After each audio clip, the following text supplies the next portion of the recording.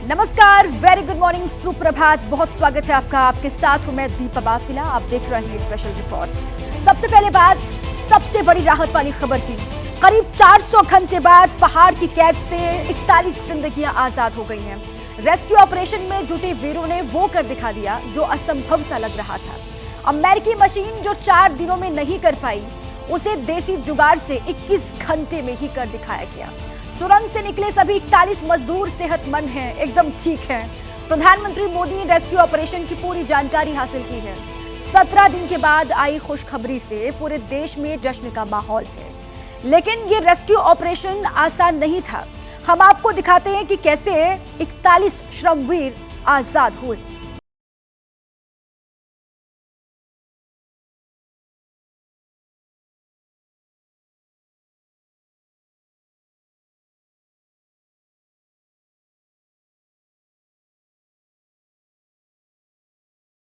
मिल गया है के अंदर से जो तस्वीरें सामने आई है, विक्ट्री का साइन, जय माता दी के नारे, वो निश्चित तौर पर यही इशारा कर रहे हैं कि जिस बात का इंतजार किया जा रहा था कि टनल मजदूरों तक पहुंच जाए, वो हो गया है।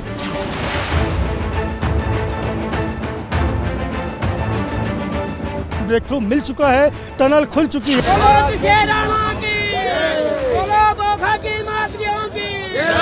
पाइप थ्रू एंड थ्रू हो चुकी है, 80 मीटर जा चुकी है, आर पार हो गई है पाइप। तमाम श्रमिकों को बहुत उनका धन्यवाद करता हूं और उनको बधाई देता हूं कि वो इतनी हिम्मत वाले रहे।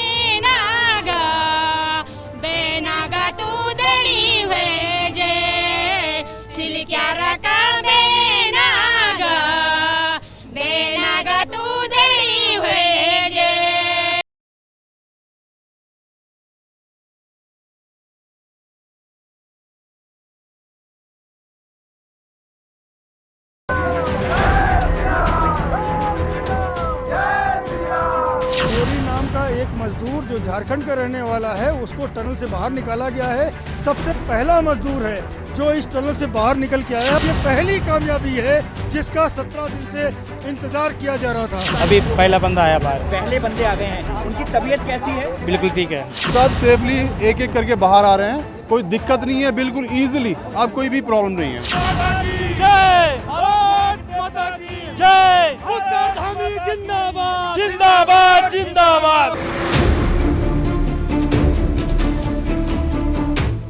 140 करोड़ हिंदुस्तानियों की आशाओं और आकांक्षाओं में लिपटी अंतहीन सी हो चुकी प्रतीक्षा की पूर्णता के बाद का ये दृश्य है। ये राहत की तस्वीर है।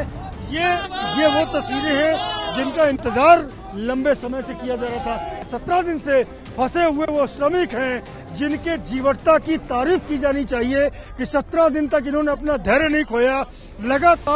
लगातार ये अपना संघर्ष करते रहे और उस संघर्ष का परिणाम है कि ये सारे के सारे एक एक करके यहाँ से लगातार रवाना हो।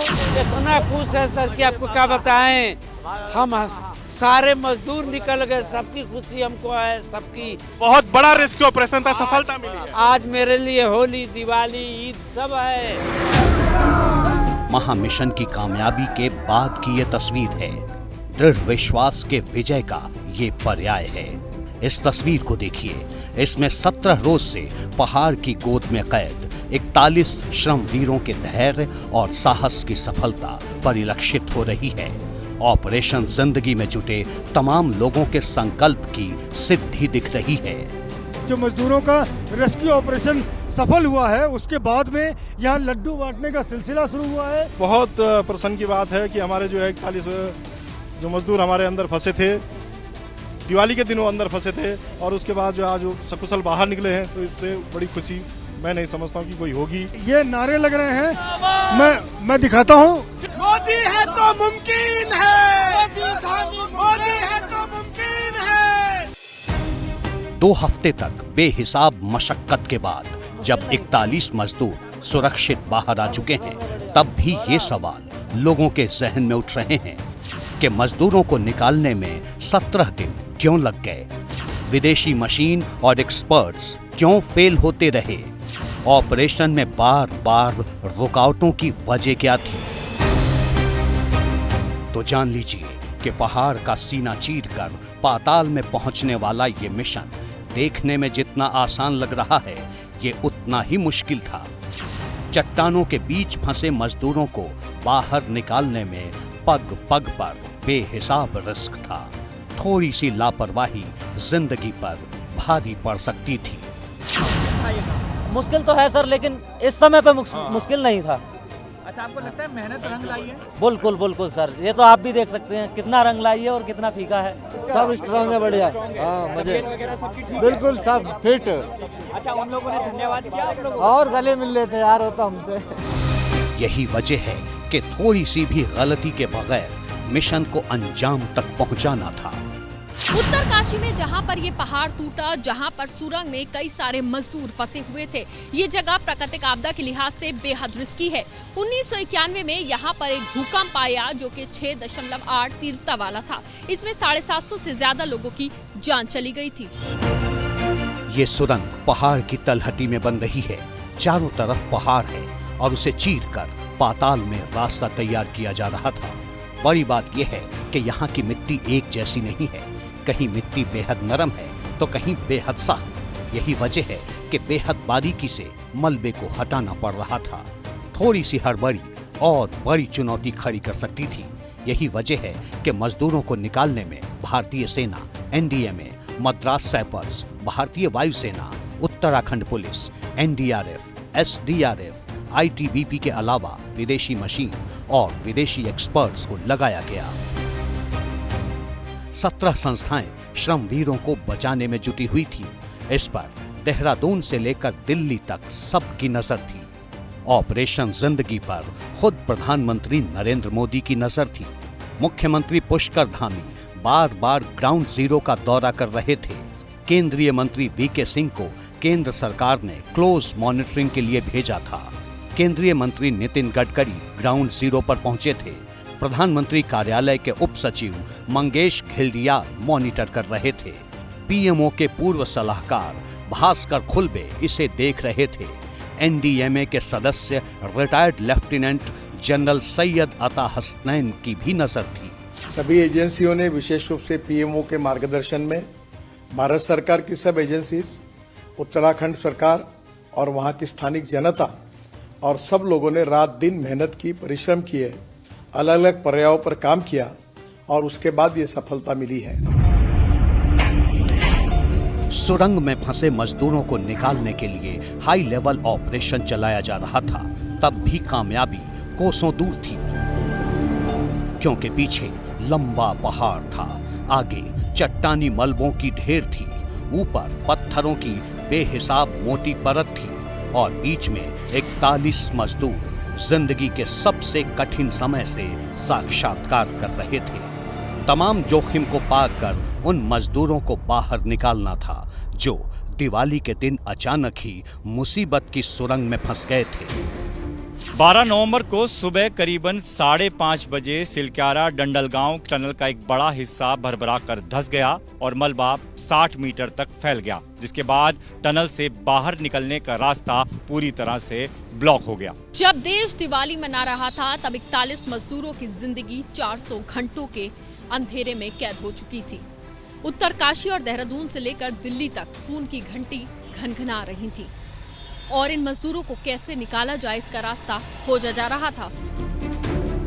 सबसे पहले उसी रोज 12 नवंबर को एनडीआरएफ, आईटीबीपी और बीआरओ की टीम ने कोशिश शुरू की। 35 हॉर्स पावर की ऑगर मशीन से 20 मीटर तक मलबा हटाया गया। टनल से पानी निकालने के लिए बिछाए गए पाइप से ऑक्सीजन, दवा, भोजन और पानी अंदर भेजा जाने लगा। लेकिन मिट्टी धंसने की वजह से 20 मीटर के बाद ही रेस्क्यू के काम को रोकना पड़ा और नॉर्वे और थाईलैंड के एक्सपर्ट्स की सलाह लेनी पड़ी। ऑगर ड्रिलिंग मशीन और हाइड्रोलिक जैक को काम पर भी लगाया गया, लेकिन थोड़ी दूरी तक ड्रिल करने के बाद ऑगर मशीन के कुछ पार्ट्स खराब हो गए। ये 16 तारीख को जिस दिन ये अभियान तेजी से चल रहा था और लगभग 24 मीटर के आसपास पहुंच गया था, अचानक वाइब्रेशन तेज होने लगा और मशीन भी अंदर जाकर फंस गई वो मोमेंट बहुत ही कठिन था। ये है ऑगर मशीन, जो एक बैकअप में ऑगर मशीन रखी गई थी। अब उस ऑगर मशीन के पास में एक बार फिर से जो इंजीनियर्स की टीम है वो पहुंची हुई है। क्यों? उसकी वजह ये है कि जो अंदर ऑगर मशीन काम कर रही थी उसमें तकनीकी दिक्कतें आई हैं। वो ऑगर मशीन फंस गई है, उसको निकालने में पूरी मशक्कत करनी पड़ी है। जानकारी मिल रही है उस ऑगर मशीन को नुकसान भी हुआ है। वक्त बीतता जा रहा था, दिन बढ़ते जा रहे थे, स्थिति बिगड़ती जा रही थी। तब पीएम नरेंद्र मोदी के दफ्तर ने हस्तक्षेप किया। बताया गया कि इसके लिए 200 हॉर्स पावर वाली heavy American drilling machine auger की जरूरत है। पहाड़ पर इतनी हैवी ऑगर मशीन लेके जाना बेहद मुश्किल काम था। इसीलिए एयरफोर्स का विमान हरक्यूलिस इसको पास के हेलीपैड पर लेकर पहुंचा, लेकिन इसके पार्ट्स विमान में ही फंस गए, जिसको 3 घंटे बाद निकाला जा सका।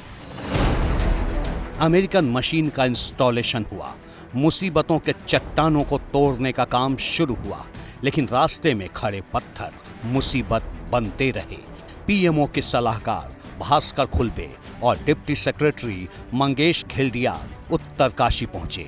ऑस्ट्रेलिया से international tunnelling expert Arnold Dix और माइक्रो टनलिंग विशेषज्ञ क्रिस कूपर को बुलाया गया, लेकिन कामयाबी बहुत दूर थी।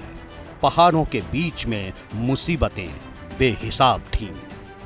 इस बीच टनल में फंसे मजदूरों को पाइप के जरिए खाना, पानी और दवाइयां भेजी जा रही थी। एंडोस्कोपी कैमरे को अंदर भेजा गया तो अंदर फंसे मजदूरों की पहली बार तस्वीर सामने आई। उनसे बात भी की गई, लेकिन मलबा खोदने के काम में लगी मशीन बार बार धोखा दे रही थी, वो टूट जा रही थी।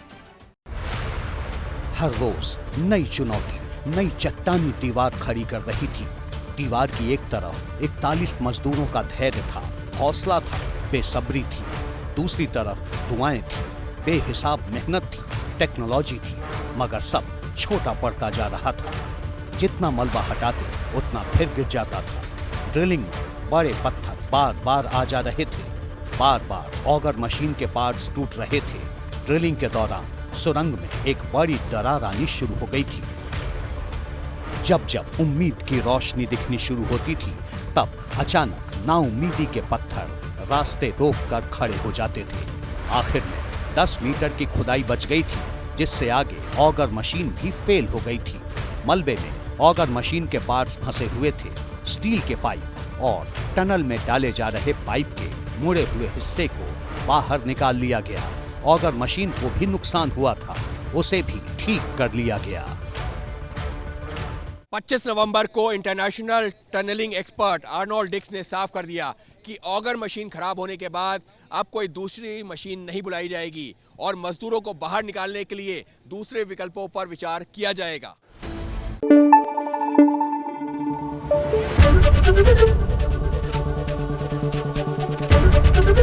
एबीपी न्यूज आपको रखे आगे।